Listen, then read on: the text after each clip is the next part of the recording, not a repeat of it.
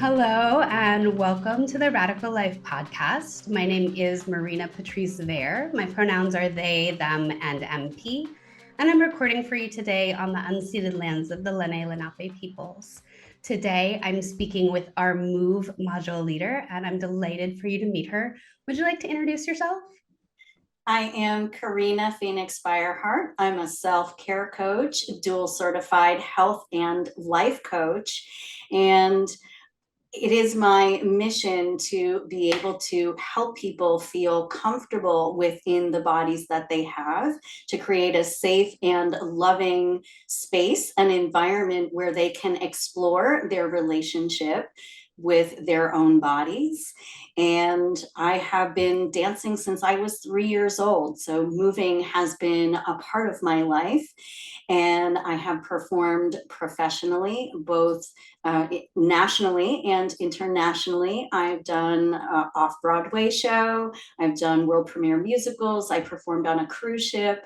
And so I'm very in tune with what it is like to have both a professional and disciplined way of moving my body, as well as using movement as a way to express myself and to find joy and pleasure in life. And I am a compassionate heart warrior. I'm a mother, and I am excited to be a part of this project. Awesome. Thank you so much for getting us started there. I wonder if you would like to share anything about your social location or perhaps which identities and communities you're passionate about working with or serving. As far as my social location, I am a white pagan female, and I have definitely been in different locations throughout the course of my life. I have been on top of the world where I was making a really good salary, having all of my health benefits paid for, living in really nice homes. I've also experienced not having those basic needs being met, not knowing where my food's going to come from, looking for where am I going to live next, not having health insurance. So over the course of my life, it has changed, and it makes me more mindful about how I interact with other people. And as far as the identities or the communities that I would say are important to me or that I work with, it's those people who don't have access to the things that seem to be pretty basic for others, and coming up with a way that I can reach them with the movement work that I do, as well as the coaching work that I do. I offer a complimentary monthly workshop at our local food co-op, and it's a wonderful way for me to get to know people who are in the community and offer services that help people to feel more empowered. And currently, I am really passionate about working with women or those who identify as female who are burnt out, who struggle with exhaustion and lack of time, and finding space to provide themselves with the same love, care, and attention that maybe they provide to everybody else in their lives. Thank you so much for that. One thing I want to highlight that I heard you name there that I think is really important to echo, right, is just this idea that our social location shifts and changes over our lifetime, right? Our relationships to power and privilege change.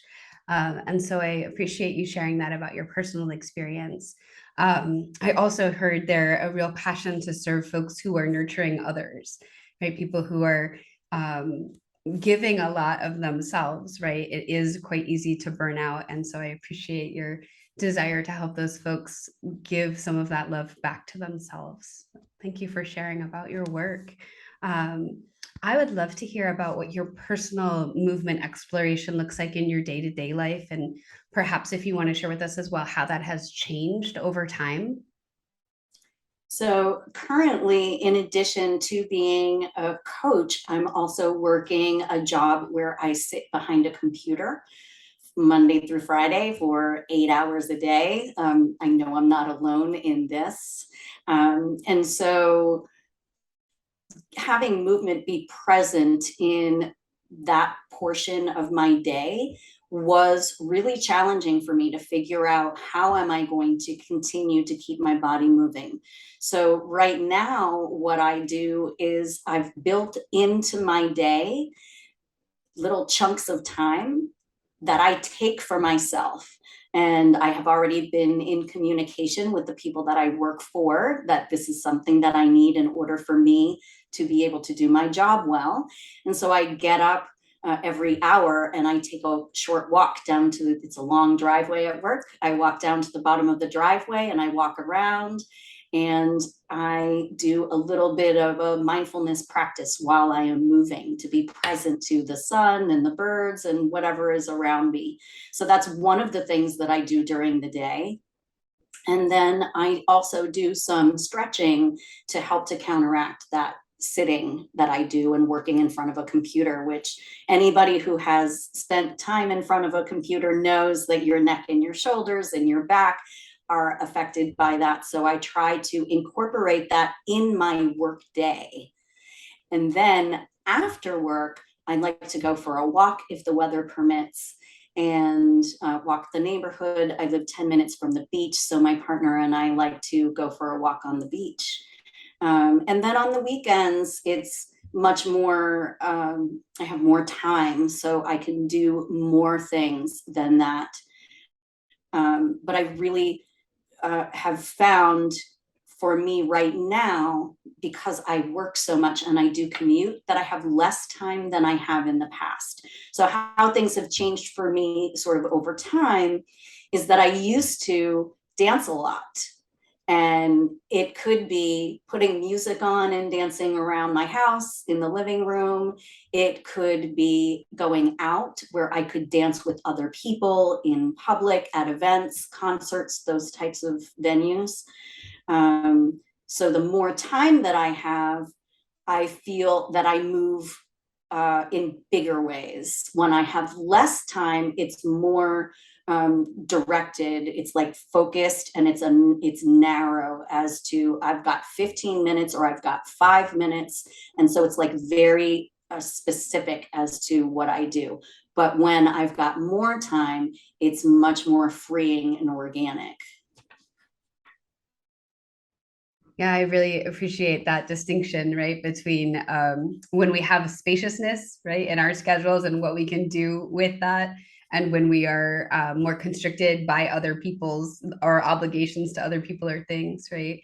I really appreciated hearing you speak about how you advocated for yourself at work, right? About this is a thing that I need, right, in order to be able to do this other thing. And so I appreciated hearing that, and I hope that it is helpful for folks that are listening as well, about being able to name that you have needs and then negotiate how to get them met so that you're not sitting, in one place all day long. I feel like there was something else. I'm going to look at my note for a second. Oh, just the piece about specifically about that being sort of like once an hour, right? And that being something I'm guessing that you like work either at home or in a cube. I guess you were saying there's a driveway, so like in a cubicle where you get up and then you leave the space. And I wonder if you want to say anything about, I imagine that that is beneficial specifically from a movement perspective, but I'm wondering if you want to say anything else about that related to how it cares for you or how you tend to yourself during that time. As a self-care coach and really working on how can I meet my own needs and care for myself in a way that allows me to show up as the very best version of myself for others when it's necessary. And in this context, we're talking about work. So how can I be the very best person that I can be and produce what I need to produce at work? And recognizing that I need certain things in order to be productive. And one of the ways that I care for myself is to making sure that I drink enough water, making sure that I am taking regular breaks from staring at the computer screen. I am one of those really fortunate people to have a window seat in my office, and so I can shift my gaze and I can look out the window, and I can also observe the movement of nature. I can watch the animals that are moving, how the tree is moving through the wind, how the wind is moving the trees, and sort of shift my focus that way. But the getting up away from my desk and actually going outside and breathing fresh air and having the sunshine on my face feels like it's this huge thing that I'm doing for myself, that I'm caring for myself in such a large way.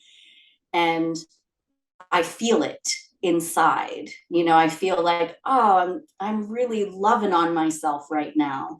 And I will do stretches while I'm walking, specifically for my neck and my shoulders, my wrists, my forearms, just doing some movement to create some space in my body from, we get so tense and so tight, you feel your shoulders raise up when you're at the computer.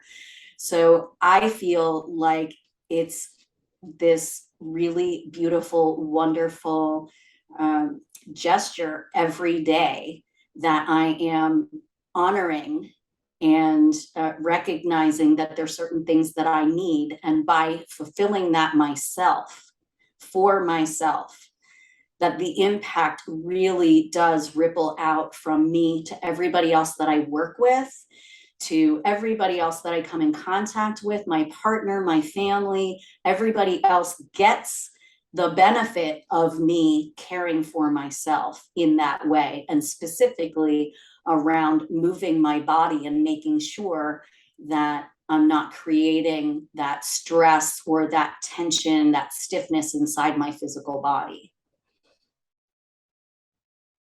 Yeah, thank you for that. It was really lovely to hear the fullness of that. So thank you for extrapolating on that for me. I'm also just my body is having a little like envy, like hearing you talk about it, because I for sure am someone who's a recovering workaholic, right? And there was always like more to do than I could get done. And often that meant at the sacrifice of like moving myself about and like taking care of basic things. And I think it was much later in my career that I really came to this realization that you're talking about here, about running out of yourself to give if you don't reamp, right? Like I came to being a parent much later in life. So I think maybe people that have kids earlier in life have already had this experience, right? Where they realize that like they have to give themselves something in order to be able to give to others. But my career like took up most of that space. Does that make sense? And Yes. so it took me longer, I think, to learn that lesson about like refueling so that you have not even more to give, because I feel like that's also like a productivity driven thing, but like so that you can give in right relationship, right? Like give in a way where you're not harming yourself in order to do the other thing. So Can I share something with you? yes, What please. I share with my clients? Yeah. So most people have heard about giving from a cup that is full. So when you give from a cup that's full, if MP, you need something, and I say, oh, sure, I've got this cup. I'd love to give you from my full cup, and I give you some, and then my partner says, oh, I need some. I say, sure, I can give you some, and before we know it, the cup is empty. So the visual that I like to use is not to give from the cup that's full and not to give from the cup that's overflowing, but you imagine a teacup and you have a saucer that's underneath it. It's full and it overflows into the saucer, and we give from the surplus. We want to make sure that we're giving from the surplus. We always want our cup to be full. We don't want our cup to be empty.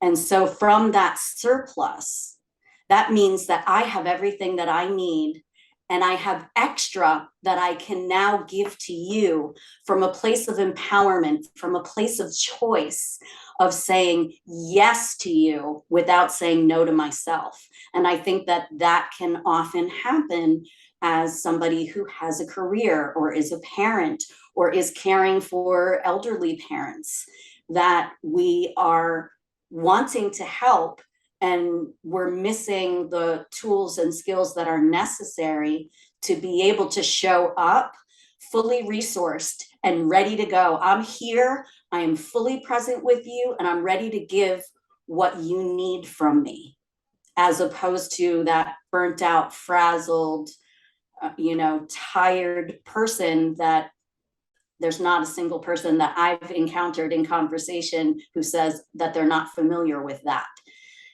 so it is definitely, it is a passion for me to be able to help people understand that when you are empty, when you have no resources for yourself, yes, you may be showing up, but how helpful can you really be for that other person? So. For sure. And I came over time to resent my job quite a lot. Right. And so, yes, I love this image of the saucer, right? Holding what is available for others while your cup stays full. And and I really am just sitting with that imagery because it's very it's powerful. So I want to transition back a bit to movement specifically. I understand that movement has been an important part of your life since you were a small child. And I wonder if you would maybe share some highlights or memories related to your movement exploration and practice at different points in your childhood. So as I mentioned before, I started dancing when I was 3, but I honestly and truly think that the movement started long before I went to dancing school, because the stories that I've been told is that I would be climbing all over everything, and just music would come on and I would be dancing and moving my body. And somebody said, you really need to take her somewhere for some formal training and education. And so I did the typical tap, jazz, and ballet that was available at that point in time, but there was also acrobatics. And so with my flexibility and just the kind of climbing and doing things that I did, my mom put me into this class, and the teacher immediately wanted to do private lessons with me. And so I just remember the joy of being able, I was allowed to climb and tumble and do all those things that, might not be so great if you're in the living room or the kitchen. And so I started to compete for Dance Educators of America when I was 5. And one of the things that happened was they would put a little clip from the newspaper. There'd be a little clip of the dance studio, and it was myself and somebody who was quite older than I, who did acrobatics as well. And that would be in the paper. And then the principal of my elementary school would contact my parents and ask them if I could come and perform for the school, which was very exciting. And I'd get all these cards afterwards from all the kids who came to see the performance, and they draw me dancing and this, which felt really nice to be able to share that with my fellow classmates. And there were some kids who were not as excited about that as I was. And I was bullied as a result of that. And they would tell me that I was stuck up and self-centered, and I thought that I was better than everybody else. And in reality, it was the grown-ups who were asking me to come and do this. So there was a very interesting piece that kind of found its way into my psyche around me being fully in my little body power and sharing this gift that brought joy to other people, and feeling like I shouldn't be doing that. So there was this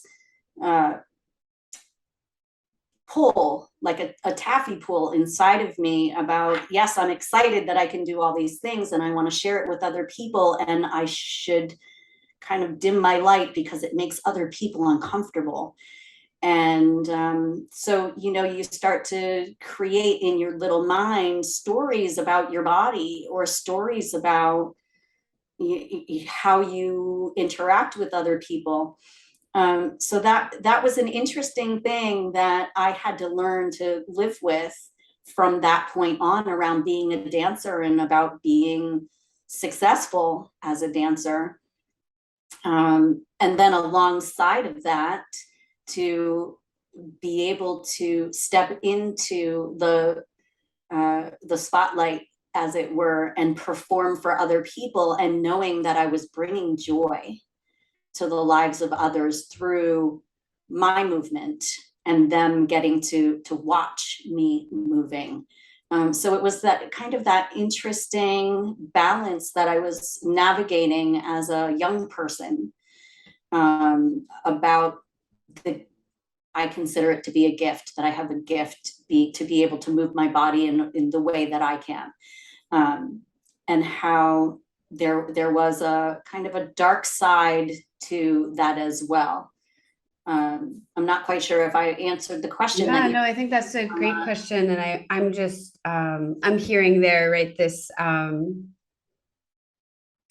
that I sit with my children, right, about like how easy it is to unintentionally dim someone else's light, right? And also like what a responsibility it is then also, right, to hold space um for our children to develop their natural talents, right? And so I'm hearing that you had a lot of support from your family and your dance community, and that moving that into like crossing that over into your like school life had some challenges, and that it was that there are people that for whatever reason, right, can feel threatened by someone else really boldly being themselves and confidently moving about the world. And so that sort of tension between like being encouraged to perform, right, and then also in what spaces, right, and where is it okay to showcase your talents. And I'm just recalling that like you're talking about being 5, right, when you're learning that lesson. And so I'm holding that with some tenderness about, like that's a really early time in life, right, to be already in this dynamic push and pull about like how confident is it okay to be, right, and like how okay is it to shine and be like fully present. And it sounds like you had tremendous support at home for that to move forward. So I would love to hear perhaps how that progresses as you move into like middle or high school. So when I was going to school, there was junior high school, not middle school. So I was 14 years old when I became the youngest member of a modern dance company called Welton in the Lehigh Valley of Pennsylvania, where I grew up. And, you know, junior high school was kind of, as I was 14, I was kind of like the big fish in a little pond before going to high school, where you become the little fish in the big pond. So I was pretty confident about myself. I was still struggling with people who insisted that I was stuck up and self-centered, and I thought I was better than everybody else. And so I was learning how to allow, which is not an easy thing at 14, to allow other people to feel uncomfortable while I was confident. And being a part of that modern dance company was really instrumental in me processing a lot of that old stuff that I had carried around being a dancer. And I was able to really step into myself as a dancer when I was in that company. And because I was so young, I was dancing with people who were in their 20s.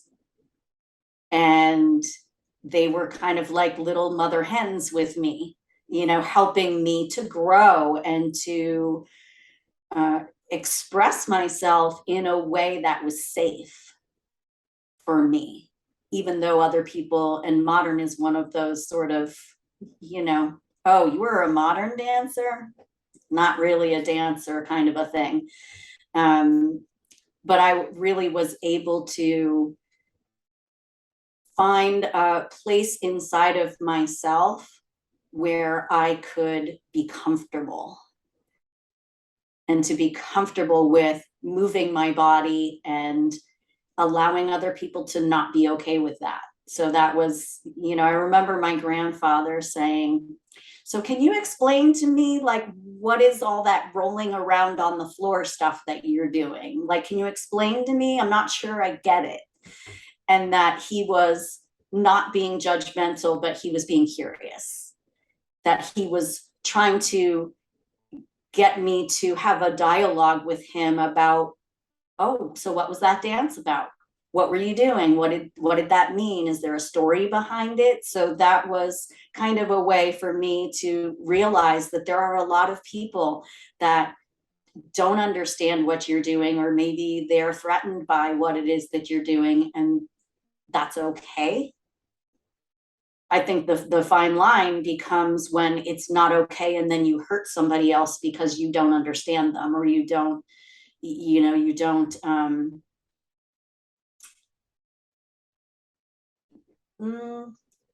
I'm not quite sure the word I'm looking for. It's not just about understanding, it's about accepting. It's accepting you as who you are. And I don't have to understand everything, but I just know that we're different in this way. But I definitely used dance as a way to help me through life's challenges. I can tell you that. I'm imagining just, I mean, being a teenager, right, is such a full time of navigating all sorts of things, right? And I want to pull this thread out. I love the way that you said this, allowing other people to feel uncomfortable while I was confident. Because I think that is a thing that many folks never learn, right? We instead learn to keep other people comfortable at the expense of keeping ourselves small. And so, what a powerful thing to get to practice in your early teens, right? I also loved this image because I'm thinking about my own grandparents, right?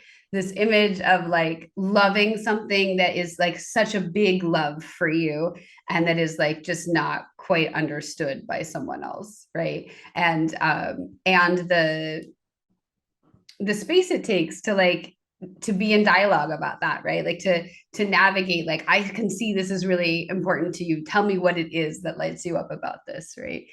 Like what's happening there. And also I just appreciate this imagery, particularly of like your grandfather. Like I'm imagining watching modern dance being like, I don't even know what's happening here, right? But it looks like you're having a good time, I just don't understand it. And he came to every single dance performance that I had ever done, like in my whole entire life. So he came. I mean, it was like, of course he's going to be there. And to say, okay, but I need your help to understand what I actually just saw. Yeah. Was kind of funny as a 14-year-old trying to describe that to my grandfather, who was born in 1907. And also it's so interesting. I'm thinking about like the differences that we get to experience in our life, right? Than that our grandparents had the opportunity to experience, right?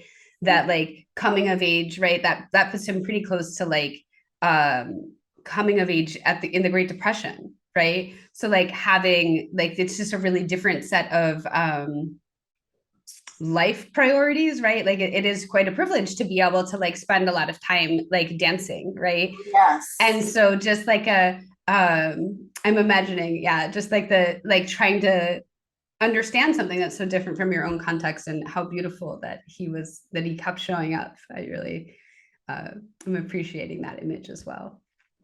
Is there anything that you want to say about maybe how this moves on for you through high school, or maybe something for any of us who have never been professional, like movement folks, right? Professional dancers. Like, I can't even quite imagine what it means to be part of a company and also be a high school student.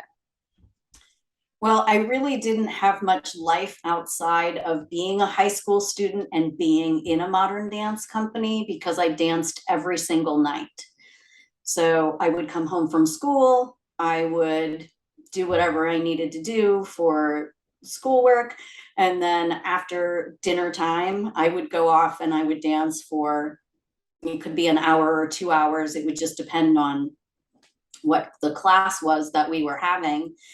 And then I would come home and take a shower and eat dinner and sit down and do more schoolwork. So I was not having what a lot of other kids might consider to be a normal high school experience, because I didn't hang out with a lot of people from high school because I was dancing. And quite frankly, I was perfectly happy to be doing that. I did not feel like I was missing out on anything because dance was my passion. I would rather do that than anything else.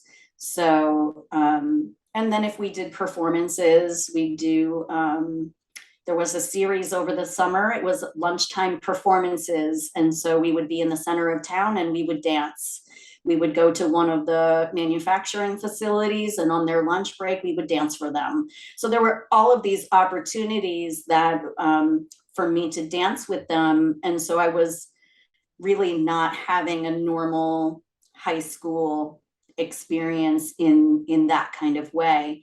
And then as I graduated from high school, I moved away from home and immediately went into professional performing. My first gig was a dinner theater experience. So dance and moving really was my breath, my blood, and my life. You know, my heartbeat was all about dancing and moving my body always. I imagine in some ways that is probably an incredibly skillful tool to have in your teens. Um, just as, yeah, I mean, I think it's a time, right, where many of us have a really challenging time with our bodies. And so having a way to be so tapped in and aware, right? I can imagine that being really encouraging in some ways. And also, I also didn't have a particularly typical high school experience. And so I often feel relieved when I hear other people talk about their typical high school experiences that I didn't. Right.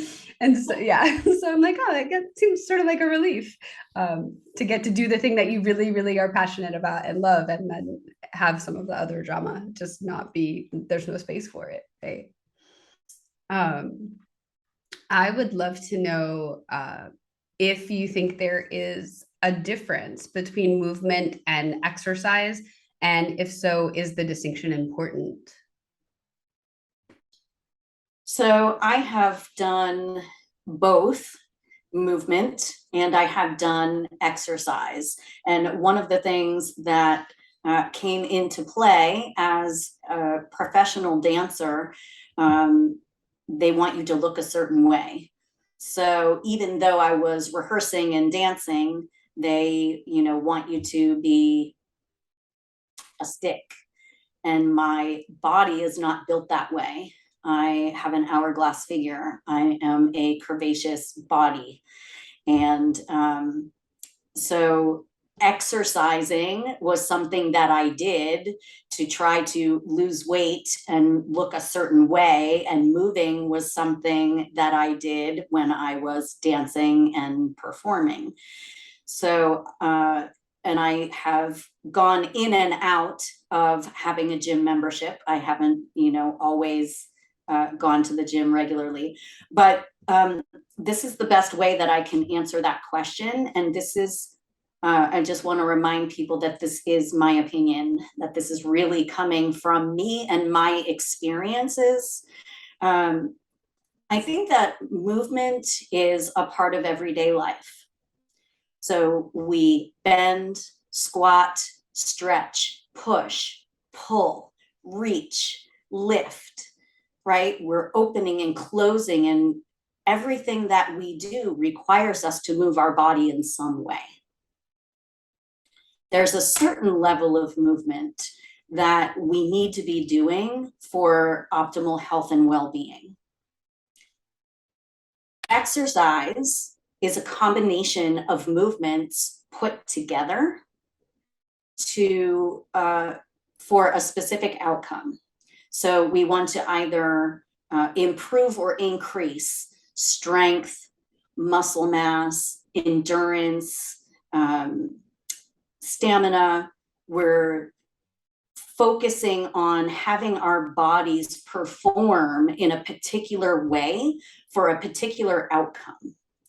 And some people like to push their body as far as they possibly can to see if I, through diet and exercise, use a certain formula, how much muscle mass can I get? Or how strong can I get? Which is, it's not a good or a bad thing. It's just the difference that I'm seeing between the movement and exercise. And exercise is one of those things, if you are looking to lose weight or increase the muscle mass, or you're maybe an athlete, I see exercise as being something that is important. I don't see it as something that is absolutely necessary for health and well-being. And again, I know a lot of people who are probably like, I can't believe she's saying this right now. But moving our bodies for most people is something that we really get good at when we're kids. So imagine when you go to a playground and you watch kids and they're running and they're jumping and they're climbing and they're swinging and they're doing all of those things. That's all movement. That is all that, moving their bodies through space in different ways, kicking a ball, throwing a ball, all of those things that come from play, that come from experiencing joy in your body. Now, there were periods of time when I liked going to the gym because I liked the result. I didn't like doing what I had to do at the gym in order to get those results all the time. And I would sit in my car and psych myself up. Okay, all right, I can do this. I know I can do this. But I didn't actually like what I was doing in the moment. So there's this point in our development where we stop playing, and then we grow up and we become responsible people. Because we're holding so much responsibility, we have to find time to be able to move our bodies. So a lot of people will go to the gym, and that's the only time that they're physically active, is when they go to the gym. 1 hour a day, 1 hour, 3 days a week, or whatever the case may be. And I think what happens is we lose the movement that happens naturally. And I think we can really connect it with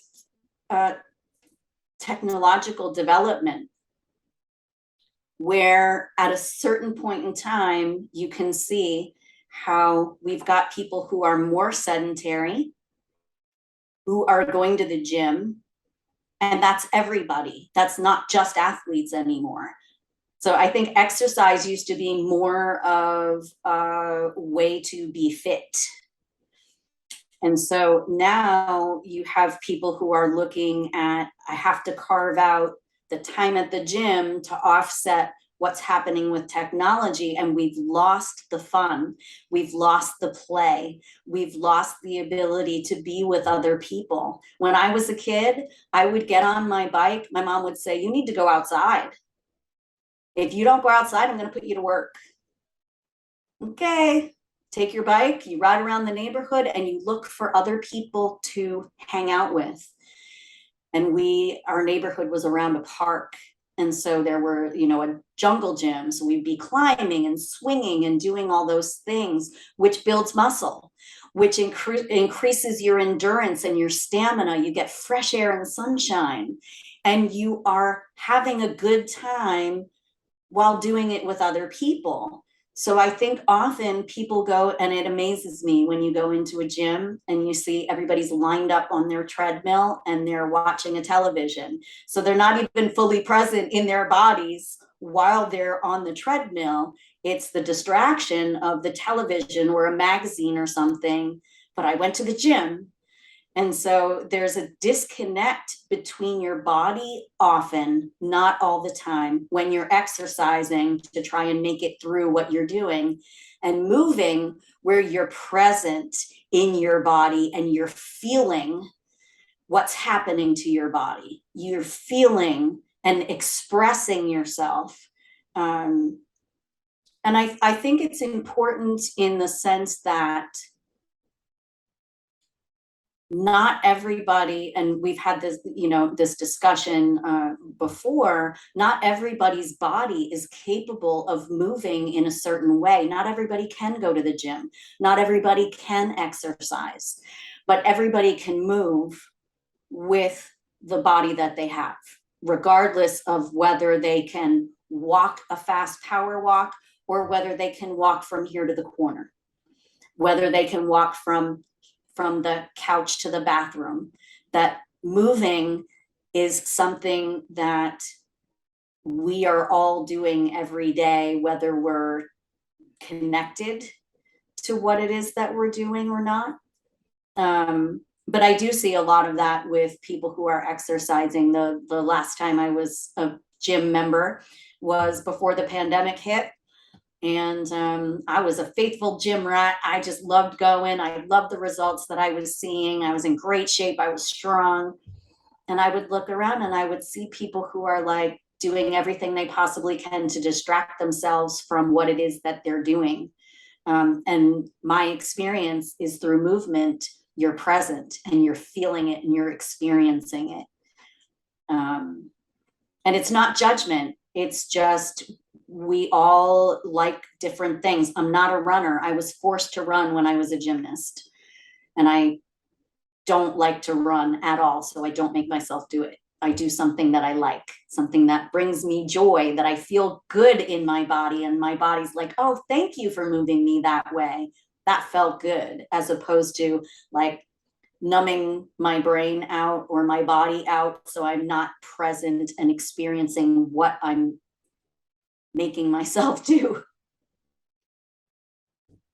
Yeah, I heard a couple of things in there that I want to highlight. I heard sort of this distinction about like enduring, right? And like doing things to meet expectations when we think about exercise versus like this sort of playful, joyful expression and being what you think of when you think of movement. And I think that that's a really interesting contrast to sit with.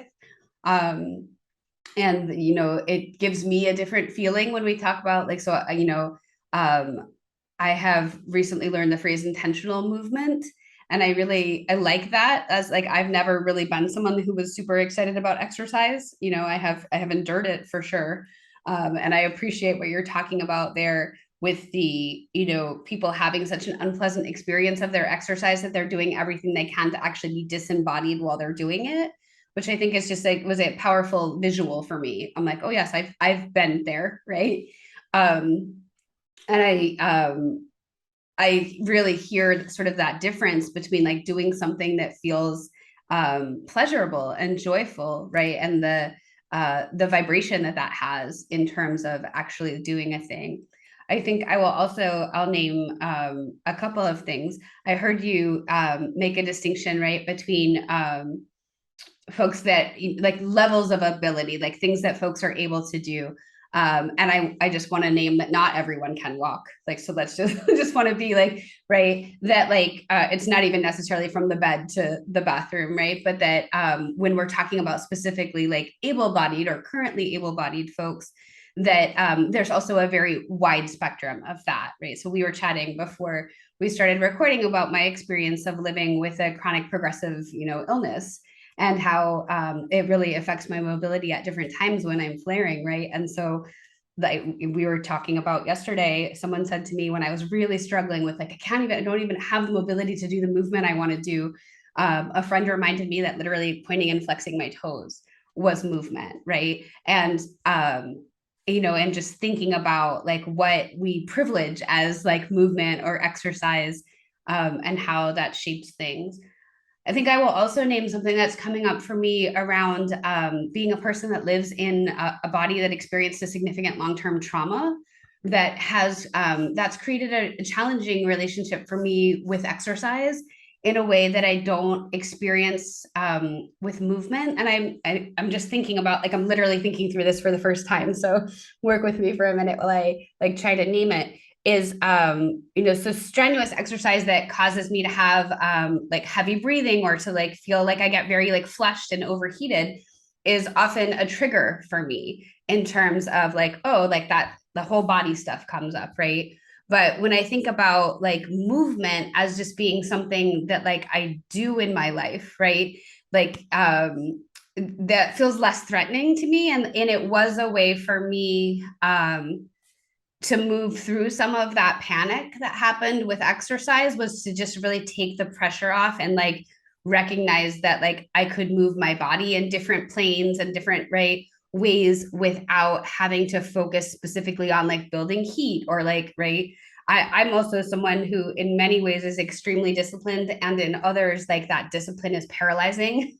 Right, so like trying to like do a practice that like looks a specific way or burns a certain number of calories or like right, that's been very harmful for me in my over my lifetime. And so like unlearning that and learning ways to move my body with where my body is at today. And really, I think for me the distinction you made there between exercise and movement, really what landed was this idea of embodiment, and like movement being a place where it really is about being in the body that you're in that moment and what's happening in it.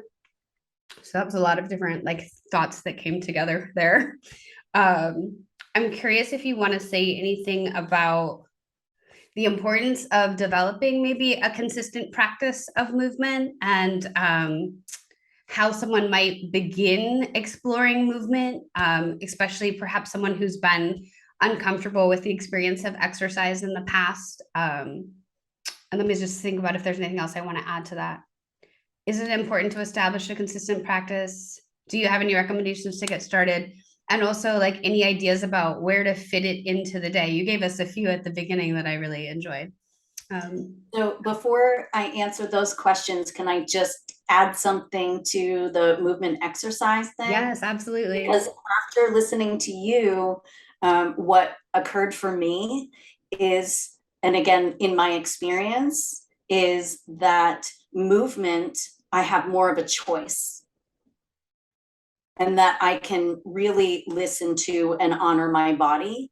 And that if I am exercising, there's a certain expectation around what it is that you're going to do. And even in a very friendly gym, where the last gym that I was at was the best experience I've ever had. I loved all of the trainers, the culture, the environment was top notch. It was the most amazing experience ever.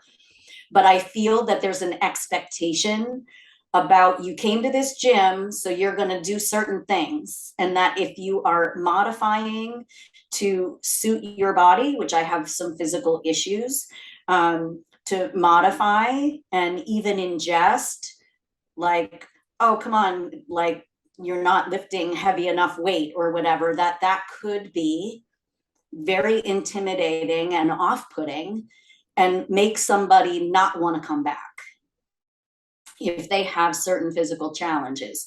So the difference, and even hearing you talk about it, is that movement gives you choice.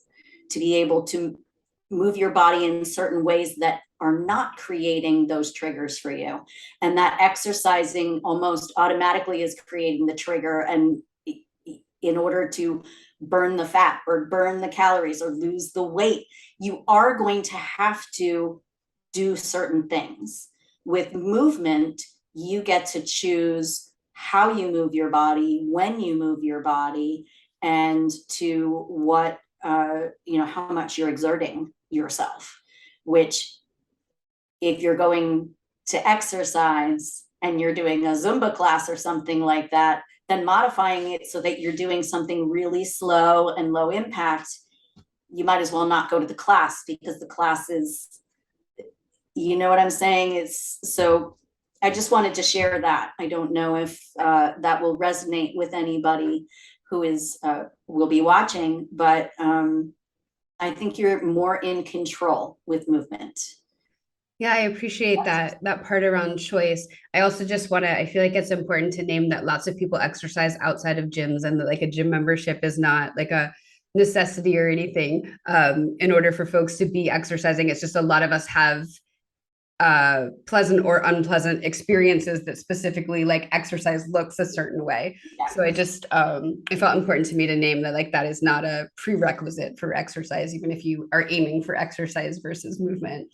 The other thing that I think I will say that I has been valuable to me in my adult life around movement is the ability to do it without, like, a lot of us for whatever reason, right, are in bodies that are the way they're going to be or like, that like weight loss is not a priority, right? Like, and so I think that for me also is part of what I prefer about this idea of movement versus exercise, right? Is that like that I think there is often this expectation when we use the word exercise that there is an outcome that is not only supposed to happen, but is like an ideal outcome. And right.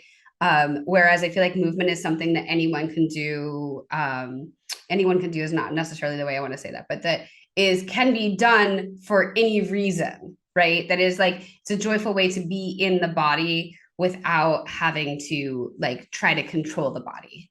And also mindful there of my language, that like I'm still unpacking, my history of like not understanding how deeply entrenched ableism was until I became someone who was chronically ill, right? So just yes, that like I do want to honor that there are some folks that like movement is, not a possibility or is extremely limited. And so it just, I try to be mindful every time I'm saying like always or never or like everyone or what, I just to like name it out loud. And I think that when we mention the word exercise, it will conjure up different images for different people, but sort of the collective, if you talk to somebody about exercise, what often will come out is, I don't have enough money to go to a gym. I don't have enough money to go to a class. I don't have the resources to be able to do that, exercise in some kind of a way. And you don't need to be a gym member. You don't have to spend money in order to be able to exercise or move.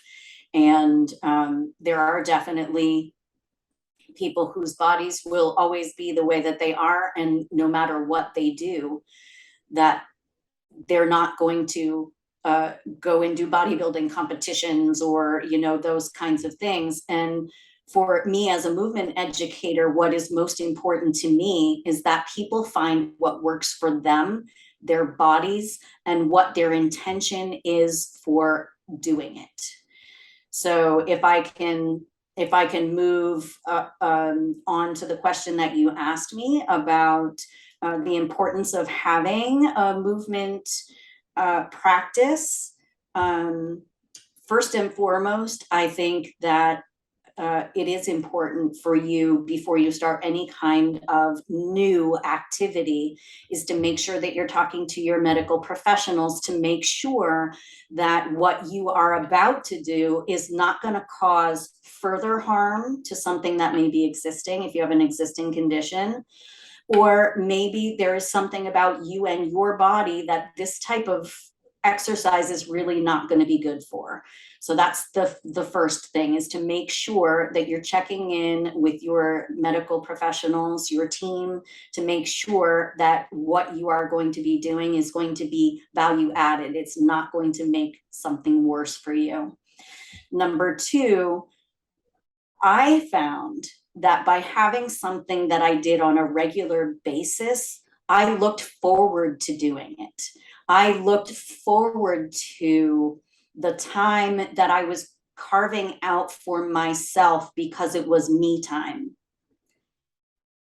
So I think that it's important to have something that you do regularly for yourself, that you are setting this time aside to continue to develop your relationship with your body. That is where you will discover, maybe you didn't know that you hold tension in your elbows. Sounds ridiculous, but maybe you move your arm and you're like, oh, I'm really tense there. Or you didn't realize that you were gripping tension within your fingers. You know, maybe your fingers are very tight, but you discover the places in your body where you're holding and gripping. You discover places that your body really says, oh, that's yummy. Do more of that. I want more of that. That makes me feel really good. It's, I find that a lot of people don't know their bodies very well, and we're in it for a really, really long time. And so to have that time where we drop down and in to our body and we communicate with our body. So we're really nurturing and nourishing our relationship to our vessel. And one of the ways that I think people can incorporate more movement into their life is at the end of the day, either before they eat their meal or after they've eaten their meal and right before they go to bed, as a really nice, gentle way to end your day. It, again, if it's something that you're looking forward to, it's a way to release and let go of the day and to prepare yourself for either something that you're doing that evening or to prepare yourself for sleep. So it can be a way that, obviously, if you are doing something that is really high energy, if you have your favorite piece of music is like super, super fast and you're jumping around, that might not be the best activity to be doing right before you go to sleep. But it might be great when you come home from work and you're like, I just want to shake off this day, and prepare yourself to move into the next part of your evening, whatever that may be. So those are a couple quick thoughts. I'm not quite sure if I hit all your points or not. No, I think that's great. I'm enjoying this idea about movement as a thing that you can do right in transition to clear some energy, right? Like when arriving home, maybe from work or being out in the world, and then also like clearing before bed. I think that's a really, like, those are useful for me to like keep in mind as well, right? Like we had a tradition when I was young about walking around the block after dinner. Like we would have dinner and walk around the block and then come home and do the dishes. And I did not always love it as a kid. And it's fun when we've done it with our kids as well. They don't always love it, but I have fond memories of it now, like as an adult, of that being a time of like processing and like just like moving energy around. I also was having a chuckle because I literally have never heard anyone else say relax your elbows, but I have a sticky note in my wallet from my dear friend Kate, who was a body worker from when she was working on me. One of the first times I saw her, she wrote me a sticky note that said, relax your elbows. And I carry it around. I still carry it around because it's not a place. I was like, oh yeah, like there's like, it's an interesting place to carry tension. So it was just funny to hear. I was like, I've never heard anyone else mention it. So just gave me a chuckle, and I'm smiling thinking of Kate. So thanks for that. I would love if you would like to share maybe a memory or something that was like influential in shifting your desire to work with clients specifically around movement. So I mentioned I was a professional dancer, and at some point in my performing career, I slipped and fell at the very beginning of the performance, and ended up going to the emergency room, collared and boarded, and could not move. And went through a whole process of physical therapy and rehab. And the idea of not being able to move the way that I was moving. And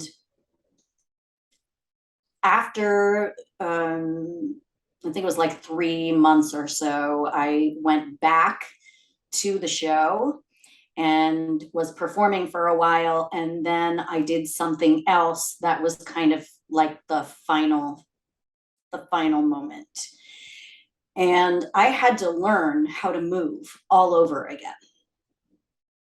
And I would go through, when it first happened, I would be paralyzed, like from my mid back up, into my neck. And I couldn't lift my arm up to take a sip of water or brush my teeth or do anything like that, which is simple, basic self-care. And was terrified that I would never be able to move again, let alone dance. I mean, I knew I probably would never dance the way I'd danced before, but to just dance again. And so it was through that recovery process, it was through my own baby steps of figuring out how I could move my body in a way that was not going to cause further damage or just unnecessary pain, and how I would like to share that with other people and help people to become comfortable in the body that they have, and to find joy through movement in that body. And so as I continued through the process of physical therapy and rehab and relearning certain things, I just really thought that I wanted to help other people as well. And I was a dance teacher for, I don't even know how many years now. I danced when I was pregnant. It was one of those things that it was less about the dancing and it was more about the joy of movement, the joy of moving my body through space and time in a way that was pleasurable. And I just wanted everybody else to have that same experience. I really appreciate the way that this dramatic shift, right, in your own ability to move brought you to a place of desiring to make movement something that you could joyfully share with others. And I think that that's a really powerful, like, I know you only shared it in like a minute or so there, right? But I can imagine that that was a long journey of recovery, and that reconciling the way you were able to dance before with what might be your future movement in your body, I imagine was a really challenging journey. Well, being a dancer was how I identified as a person. And chorus line, at the very end of the show, the question is asked, what would you do if you can't dance anymore? And my answer every single time we did the show in my head was, that'll never happen to me. That's never going to be an option. And there I was faced with that exact thing. Like, now what do? I don't know who to be. I don't know how to be. I've been doing this since I was 3. I've been doing it since before I was 3, but like, formally with training from the time I was 3. And so I had no direction. I didn't know who I was. I didn't know what to do. I knew I needed a job, but like, okay. I was going to college to be a dance therapist originally, and I went to New York City and they handed me the contract on the spot, and I'm like, college or my dream? College or my dream? I can always go to college. I can't always have this. And so I didn't have a college degree to fall back on. I didn't have another skill set. except for being a temp, because that's what I did when I was pursuing my performing career at, in musical theater. And so it was devastating to have not only the injury and not being able to dance happen, but then the identity crisis that followed that, and the I really don't know what to do, and feeling lost and feeling like my life is over. I mean, I knew it wasn't over, but the devastation that I felt, and it did take years. It took years of being, in physical therapy and rehab and processing, and then going into, mental health counseling as well, and having to reinvent myself. All, okay, I don't know what it's going to be. I'll figure it out. But something that never stopped, even after I was injured, was me sharing my love of movement with other people, and encountering people who say, oh, I can't dance. And I'm like, but you have a body, you have a breath, and you have a heart, and you can move your body through space in a way that makes you happy. And that brings me back to children. If you ever watch children and how they move their bodies, the joy that is just emanating from their body when they're dancing, it's like just so beautiful to watch, and helping people to tap back into that, where moving their body is joyful as opposed to painful or shameful, or any of those negative experiences that a lot of us have had from being in our bodies. And it doesn't matter what your story is, because there are ways that we can all move. And you shared with us, it's the pointing and flexing of your feet. As simple as that may seem, that is movement. You are moving your body. Opening and closing your eyes, smiling, those are all movements that I think we take for granted. I think we take our bodies for granted, and how our bodies move through space every single day for granted, until you find yourself in a position where, like with my injury, I couldn't brush my teeth, I couldn't take a drink, I couldn't do self-care. And it just really inspired me to want to share that with other people and help people to have a positive relationship with their bodies, the one that they're in now, not the one that they were in a year ago, or that they hope to be in, oh, if I lose 20 pounds 6 months from now. But let's love ourselves now, where we are with what we have. And I find that if you can start from that place, moving forward is easier. Oh, that makes a lot of sense to me, about having to learn to navigate, right, where we are in the moment instead of where we have been before, or where we hope maybe we'll be. I also just really, I appreciated the way that you named how our identities can get tied up in our ability or in our profession, right? And how that's really a challenging thing to work through, right? And that it does, when we find that we've become so identified with one part of ourselves, right, that really does often require mental health intervention to help us, like see ourselves in a larger way, right? Like beyond a particular like point of our worth or part of our identity. So I appreciate you naming that. I'm just noticing our time, and I know we had several other things that I wanted to talk about. And so I'm just going to look at my notes for a minute and see if I can pick one or two there to like close us out. Um, I would love to have you share a bit about your spiritual beliefs, and perhaps how they influence your relationship with movement. So I mentioned earlier that I am pagan, and I really have this experience of when I sit in nature and I watch nature and I watch the way that nature moves.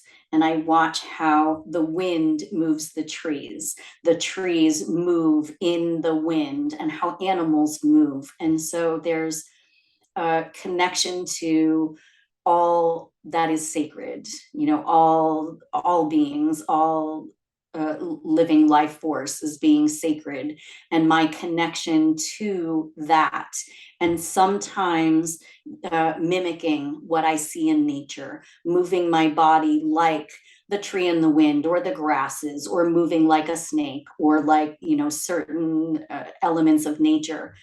When I was about 18 years old, I discovered that the way that I connected to spirit was through dancing, and that I often would feel like I was filled with the divine, and then I was moving with that divine inspiration.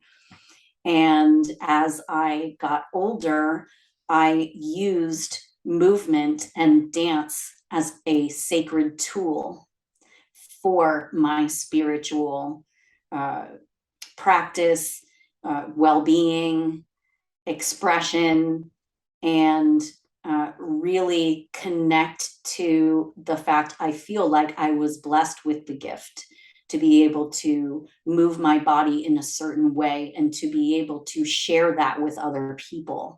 And so I kind of feel like I was dancing, and then I realized that that was my connection to spirit.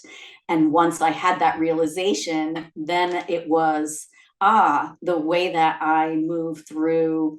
I've done a lot of ritual where I have danced in incredibly beautiful, magical experiences.